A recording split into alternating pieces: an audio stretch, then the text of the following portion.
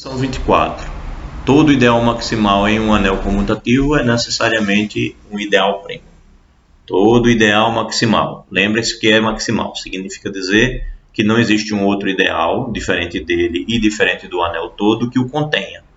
Se um ideal o contém e ele não é o próprio ideal maximal, então ele é um anel todo, em outras palavras. Ok? Então, todo ideal que for assim em um anel comutativo, ele é necessariamente um ideal primo. Ou seja, se ele é maximal, ele é primo. E o que significa ser primo? Se houver um produto dando um resultado dentro do ideal, então um dos fatores tem que estar no ideal. Então vamos lá. Seja M um ideal maximal em um anel comutativo A. A definição de ideal maximal decorre diretamente que M é diferente de A. Sim, né? Porque para que ele seja maximal, ele tem que ser um ideal que não é o A e que não é contido por nenhum outro ideal que não seja o A. Então, basta provar que se A e B são elementos de A, tais que A vezes B pertence a M, então A pertence a M ou B pertence a M. Ou seja, isso aqui é a definição de ideal primo. Então, para provar que o ideal maximal é primo, basta provar isso. Suponhamos que A não pertence a M. Então, eu vou pensar num produto que está em M e eu estou supondo que o A não pertence a M. Então, eu vou querer provar que o B pertence a M, né? Então, suponhamos que A não pertence a M e consideremos o ideal I formado gerado pelo A, que não pertence a M, mais o M.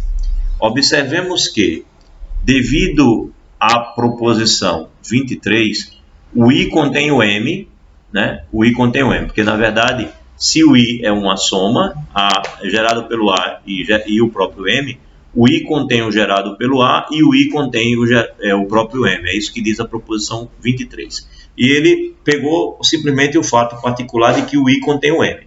Mas, na verdade, o I contém também o gerado pelo A, né? Bem, como, porém, A pertence a I, pois A é igual a 1 vezes A mais 0, né? Posso considerar o 0 daqui e considerar o 1 vezes A aqui. Então, o A pertence a I. E 0 pertence a M, né? Evidentemente. Estamos supondo que A não pertence a M, então I contém propriamente M e, portanto, I é igual a A, né? Porque eu peguei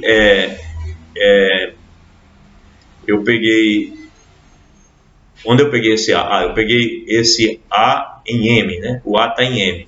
E eu concluí que o A pertence ao M, ou pertence ao I, né?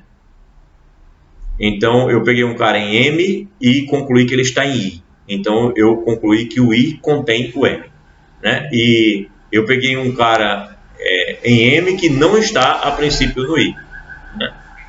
Mas aí a gente consegue verificar que acontece essa inclusão aqui do I no M. Portanto, como o M é maximal, então ele já continha o I pela própria definição, então ele tem que ser igual. Isso implica que a unidade de A pode ser escrita como, bem, se o I é igual ao A, então a unidade pertencendo ao A vai se escrever como um elemento de I. Então ela vai ser um múltiplo de A mais um elemento do M. Então a unidade do A se escreve dessa maneira.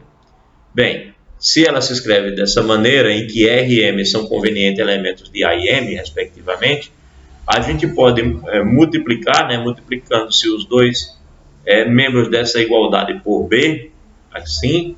Então, tem um B vezes RAB e BM, escrevendo assim. Igualdade que mostra que B vai pertencer a M, né? Porque você vai ter um B que se escreve como RAB mais B vezes M. Você tem essa parte aqui pertence a M, né?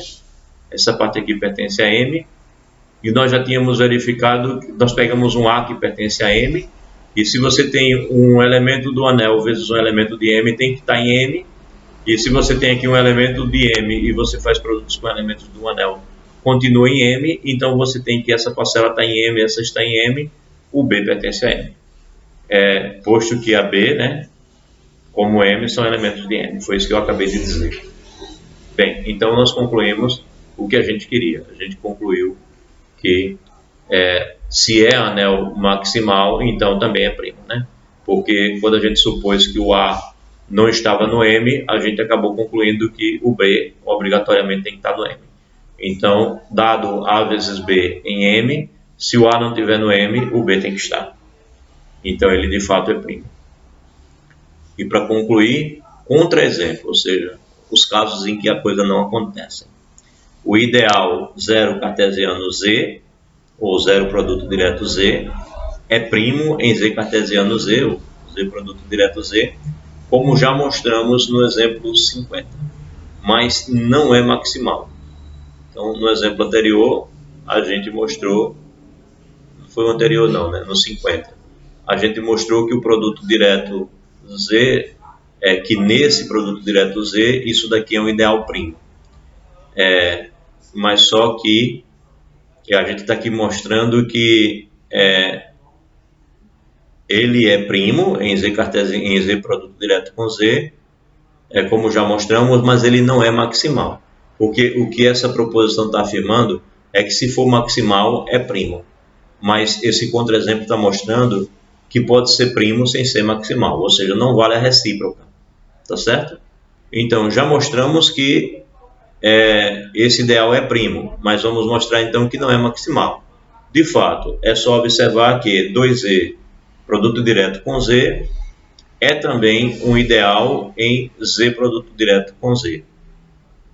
De fato que 2Z produto direto com Z contém propriamente esse ideal aqui, e que obviamente 2Z produto direto com Z não é o Z produto direto com Z todo, né? Porque nessa entrada aqui não estão os ímpares, portanto não são iguais de fato.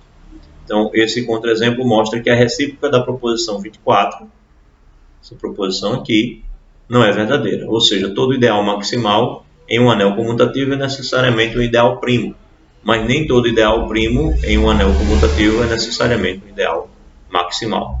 Pode ser, mas não é necessariamente. Então o contra-exemplo serve para mostrar isso. Terminamos por aqui.